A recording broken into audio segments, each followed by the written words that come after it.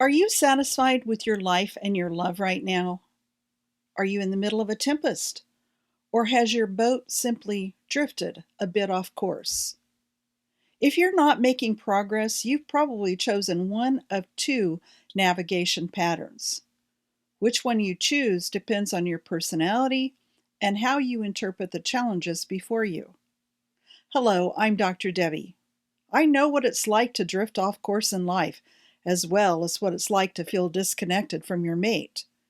I've been in that boat before too, and it took me a very long time to learn what it meant and what I needed to do. It was a painful process. If your experience is like mine was, you might begin to question your value, even your purpose in being alive. On the other hand, you could be overly confident, assuming the problems in your relationship are because of who your mate is. If he would just change, both your lives could be so much better. So you've tried to fix him. It hasn't worked. No matter which way you see it, when you're living with the pain of disappointment and hurt, it's hard to realize you could learn to navigate differently.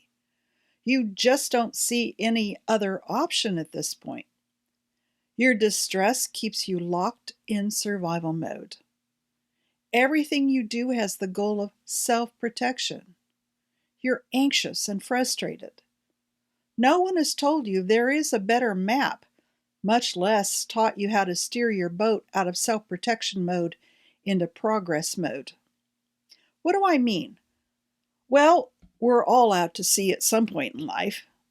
At any given moment, we have three different routes we could take, but most of us instinctively default to one of two maps to navigate our way, depending on our personalities and how we interpret the challenges of everyday life. If you follow route number one, you don't want to rock the boat because it's already rocking more than you can handle. So much so that you're actually getting seasick. You avoid conflict as much as you can. You feel the fear, but you say nothing, do nothing. You cut the motor, strike the sails, or take the paddles out of the water. Mostly because you don't yet have the skills to sail your boat to your intended destination. You're lost at sea. You don't know which way to turn, how to keep your boat afloat, and get where you want to go. So you give up. Of course, you may still hope that a beautiful cruise ship will miraculously rescue you, but you feel powerless to do anything yourself. So you talk to Wilson instead.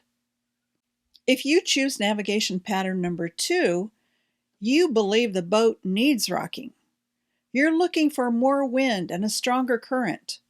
You're anxious and frustrated, but you don't take it sitting down. You stand up and express your feelings. You protect yourself by attacking, blaming, and criticizing yourself or someone else. You've got your boat rocking, but it's still not sailing anywhere. Self-protection is a normal part of life. We default to it because none of us could survive without that ability.